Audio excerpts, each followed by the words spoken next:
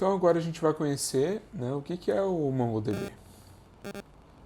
O MongoDB é um banco de dados orientado a documentos, document based, né, no formato JSON, né, como a gente tinha visto anteriormente.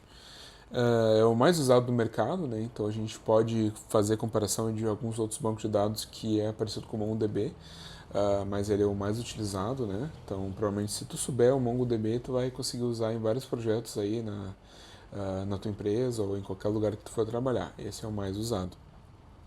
Não possui como restrição a necessidade de ter as tabelas e colunas criadas previamente. Então a gente, diferente do SQL, né, que a gente precisa criar a estrutura do banco anteriormente, no MongoDB a gente não precisa criar essa estrutura primeiro, né? Ela é criada assim que a gente insere esses valores lá no banco, né? Ele cria a collection, né? E também esse documento dentro dela, né? À medida que a gente criar ele. É possível armazenar registros sem se preocupar com a estrutura de dados, né? Ou seja, adicionar número de campos, os tipos, etc. Isso é feito na criação. Guarda dados em documentos, né, em vez de tabelas. Os documentos são agrupados em collections, né? A gente tinha visto já a diferença entre SQL e não SQL. Um conjunto de collections forma um banco de dados, né? Então, um banco de dados nada mais é, no MongoDB, um conjunto de collections, né?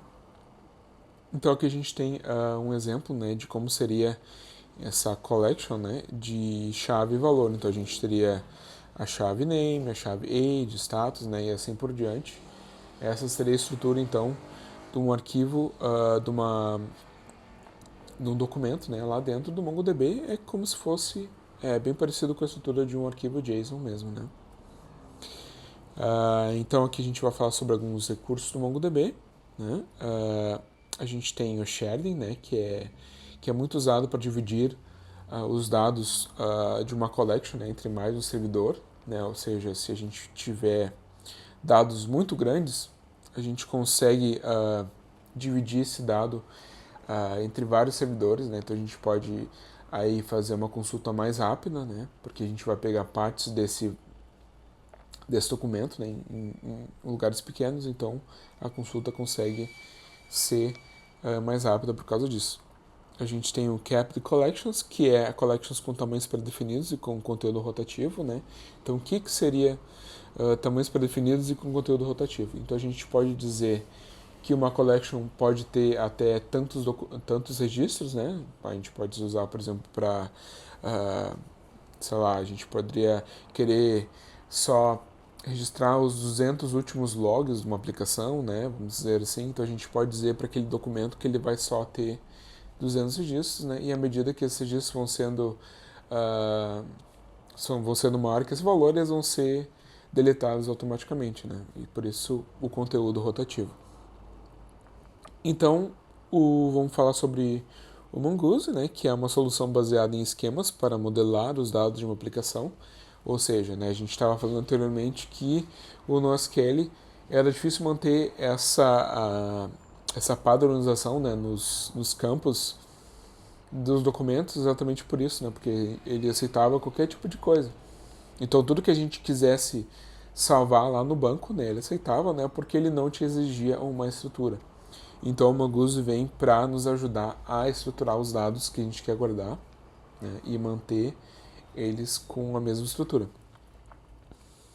Possui sistema de conversão de tipos, validação, criação de consultas e hooks para a loja de negócios, né? Então ele vem com toda essa gama de utilitários aí para poder nos ajudar a desenvolver aplicações usando MongoDB e também se importar com a questão de estrutura e consistência dos dados. Fornece um mapeamento de objetos do MongoDB, similar ao ORM, né, que é chamado Object Relational Mapping, conhecido como ODM. Né? Então, o que ele faz?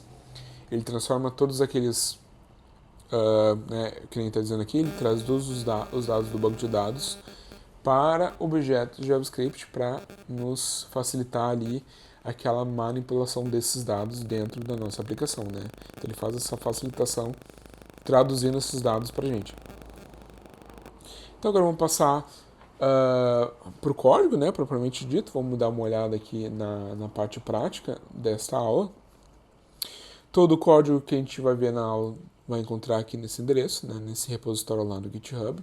Então fica à vontade para baixar, né, o repositório, lá na tua máquina e acompanhar o tutorial ou acompanhar a aula também, né, ou também depois para poder fazer o exercício, né, que eu vou passar no final da aula para te poder executar ele aqui nesse projeto. Então vamos aqui no nosso editor, né? Eu estou usando aqui o Visual Studio, né? Pode ser qualquer editor que tu quiser usar, né?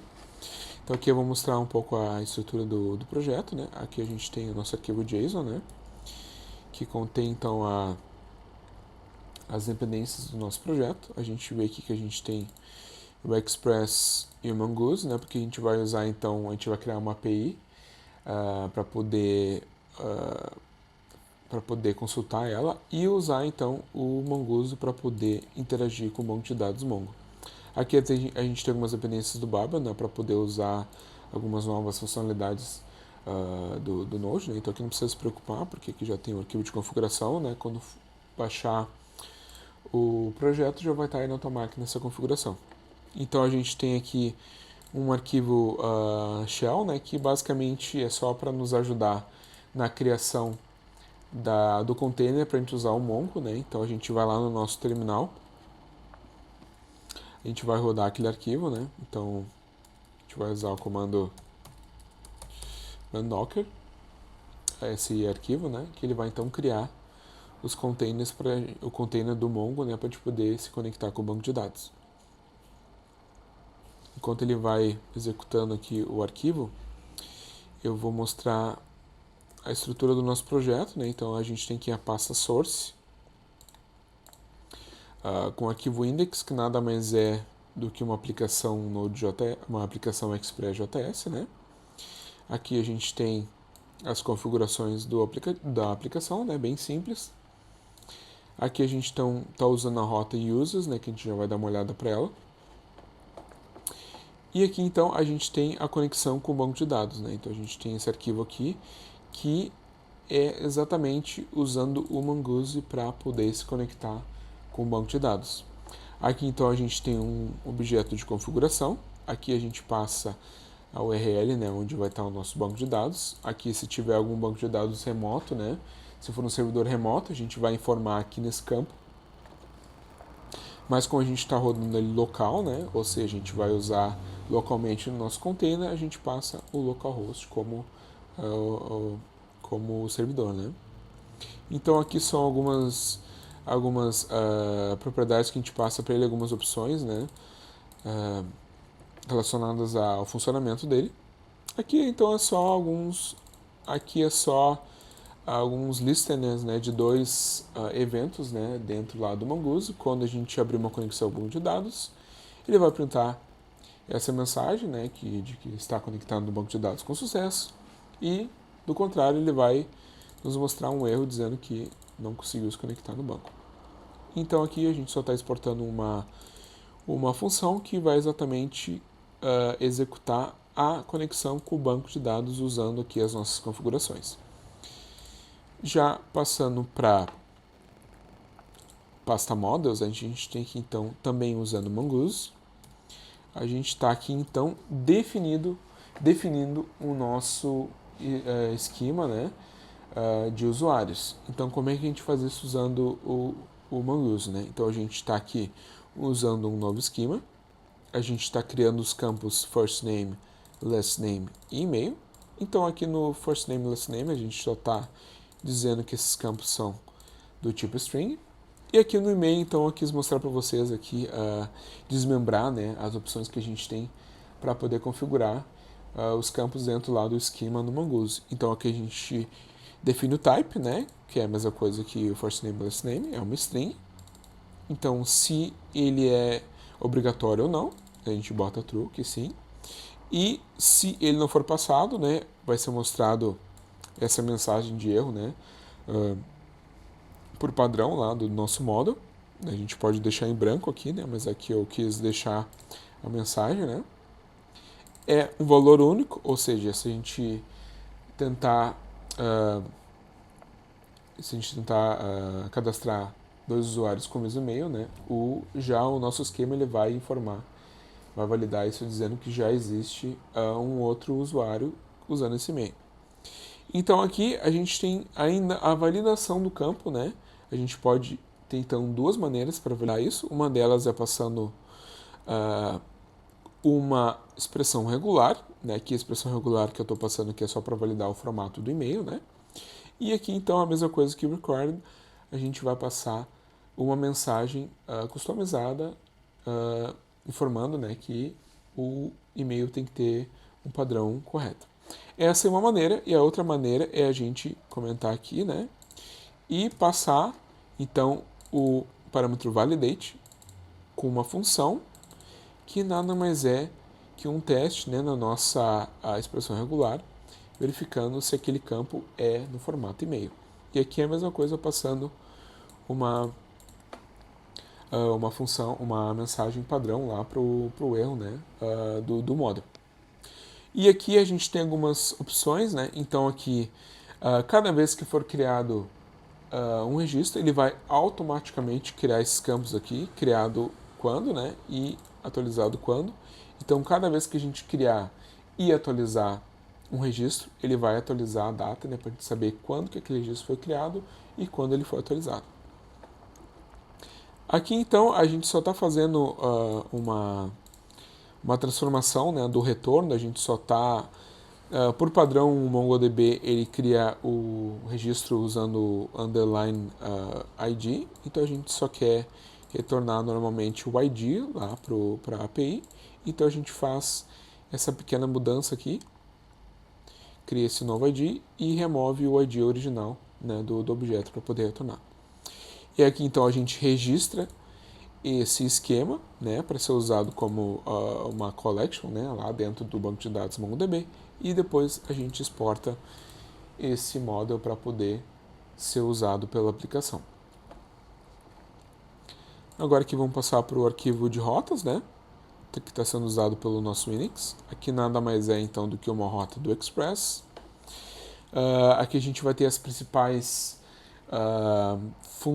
principais métodos, né, do HTTP, que seria o GET, POST, POT e DELETE, né, o GET para consultar todos os usuários, o POST para recuperar, né, para listar os usuários, o GET para listar os usuários, o POST para criar, o PUT para atualizar e o DELETE para deletar aqueles usuários. Então vamos dar uma olhada aqui no método GET. Aqui a gente tem então quando for passado nessa URL os usuários, aqui a gente vê que o ID é opcional, né? Então ele pode listar todos os usuários, pegar a informação de todos os usuários ou de um usuário específico, né? Então a gente faz aqui o teste, né? A gente recupera esse parâmetro na URL. A gente aqui monta a nossa query de consulta, né, no banco de dados, que é nada mais que um objeto. Então aqui, se a gente passar o ID, ele vai complementar essa query pelo ID para poder ser passado lá no nosso model que a gente acabou de criar. Então, um dos métodos disponíveis lá no Mongoose é o find, né? Então o find vai usar essa query aqui de consulta. Se for passado um objeto vazio, né, vai listar todos os usuários. Se for passado um ID, ele vai consultar buscando pelo ID do usuário. Então aqui a gente engloba tudo pelo try-catch, né? Como a gente está usando funções assíncronas pelo async-await, a gente pode então pegar qualquer erro que o model nos retornar através desse controle de erros aqui. Então a gente usa o find e retorna todos os usuários. Então vamos iniciar a nossa aplicação aqui. npm start.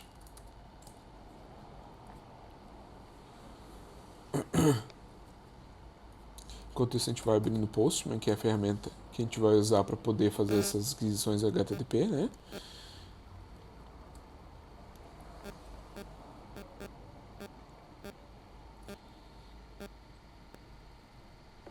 Vamos esperar o Postman abrir aqui para a gente poder usar ele.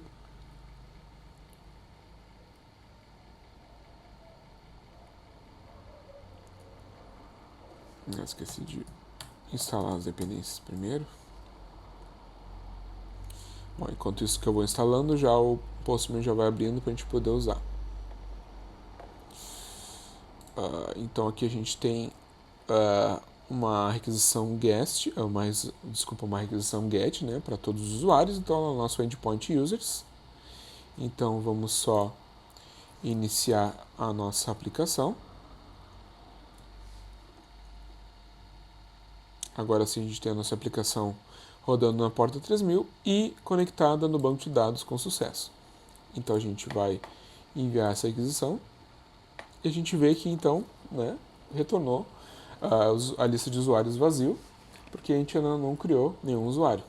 Então agora passando para o método post, a gente tem aqui então usando o corpo, né, da requisição para pegar todos os campos que a gente for passar para criar o usuário. Claro, aqui vocês podem ver que eu não estou fazendo nenhum tratamento, né, nenhuma validação, né, de erro, estou deixando exclusivamente para o esquema fazer essa validação, mas numa uma aplicação real seria interessante, né, fazer essa validação, né, antes de poder jogar aí esse objeto lá para ser cadastrado no banco de dados. Então aqui é a mesma coisa, né? Eu crio, como aqui eu estou criando um novo registro, eu crio um new, né? User model, espero ele salvar e retorno o status de criado, né? Ou se não, eu retorno o erro, né, se alguma coisa deu errado. Então a gente vai lá no post para poder criar esse usuário. Aqui no body a gente tem, né, como parâmetros lá no nosso model, a gente tem primeiro nome, first name, last name, e-mail. Então a gente vai usar os mesmos aqui, né? A gente não está usando o password aqui. Então, first name, last name, e-mail. Então aqui eu vou, de propósito, né, errar o formato do e-mail para a gente ver o retorno que o esquema vai nos retornar aqui. Então vou enviar essa requisição. Então a gente pode ver que ele retornou um objeto de erro, né, com a mensagem que a gente colocou lá no esquema, né? Então a gente pode, claro, depois customizar essa mensagem, né, para não precisar mostrar todas essas informações. Mas aqui seria o erro cru, né, o erro cru que está sendo retornado pelo esquema relacionado ao e-mail para mostrar que ele realmente funciona.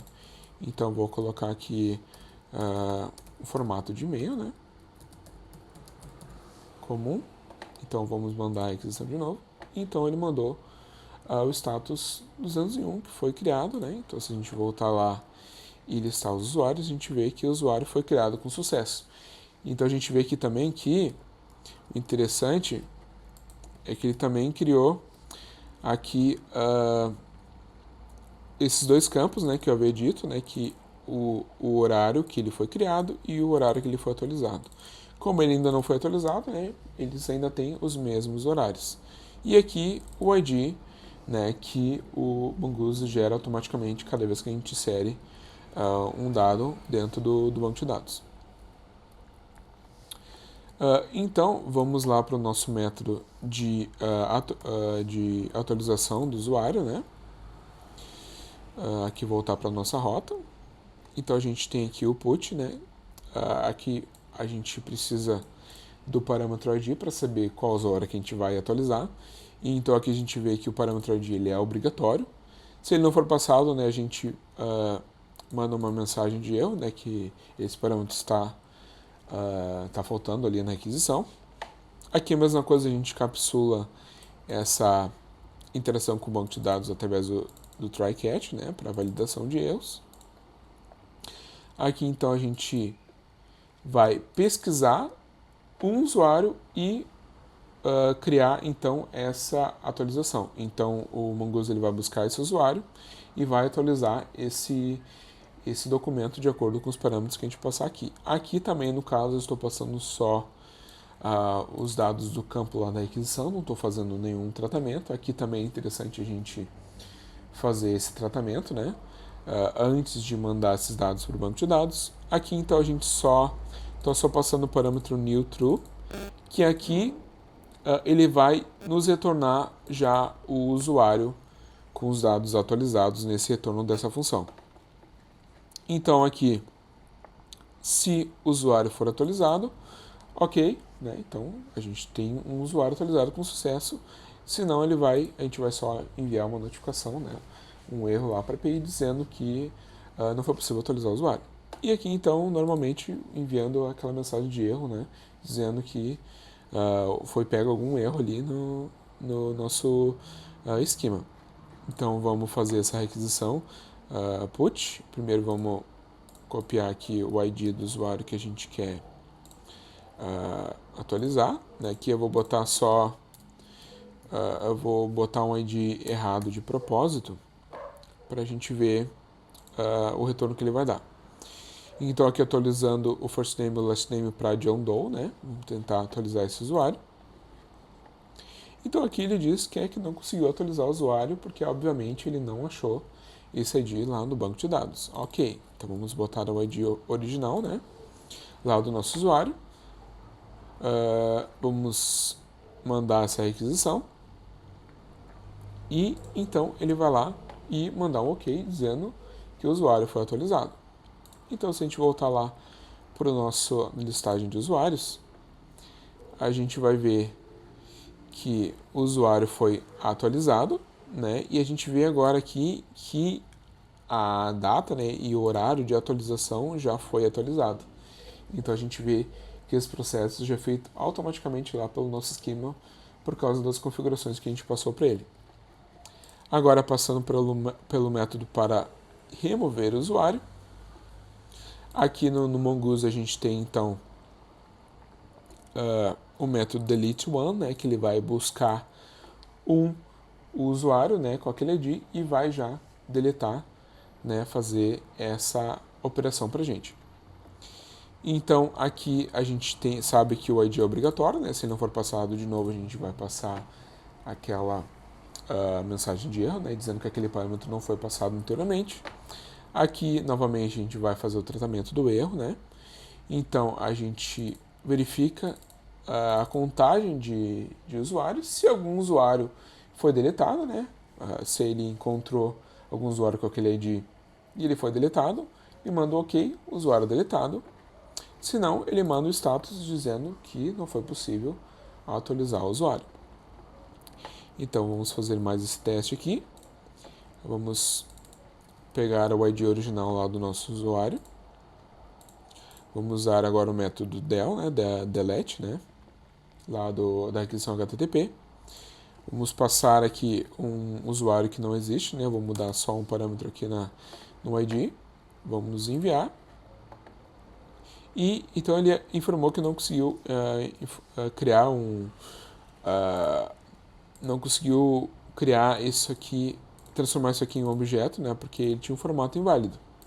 Então a gente vai colocar o ID correto, né, isso aqui é uma validação lá do esquema, né, informando que o ID é inválido. E agora então, informando o ID correto, ele vai lá, nos retorna um ok, informando que o usuário foi então deletado. Se a gente for lá recuperar todos os nossos dados, a gente vê que não existem mais usuários. Então agora vamos fazer aquele teste para verificar que o usuário, né, só pode ter o e-mail do usuário não pode ser duplicado, né? Então vamos criar aqui dois usuários com e-mails diferentes, né? Vou botar o usuário, botar aqui John Doe, né? Só para a gente verificar o primeiro usuário. Então eu vou botar john@email.com. Vamos criar esse usuário. Ok. Agora a gente vai criar um novo usuário tentando passar o mesmo e-mail, né? Então vamos botar aqui Mary Doe e vamos usar então o mesmo e-mail do John para ver se o esquema vai nos ajudar naquela validação, né? Para ver se ele vai barrar esse registro. Então a gente envia e a gente vê que a gente recebeu um erro, né, cru lá do nosso esquema dizendo que esse e-mail já está cadastrado, então valida já nosso parâmetro que a gente passou para o esquema, dizendo que o e-mail precisava ser único, né, para aquele usuário. Então a gente tem aqui uma estrutura usando o Mongoose para poder interagir com o banco de dados, com todas as operações, né, de criação, de recuperação dos usuários, de alteração e de exclusão desses usuários da nossa base de dados MongoDB usando o Mongoose.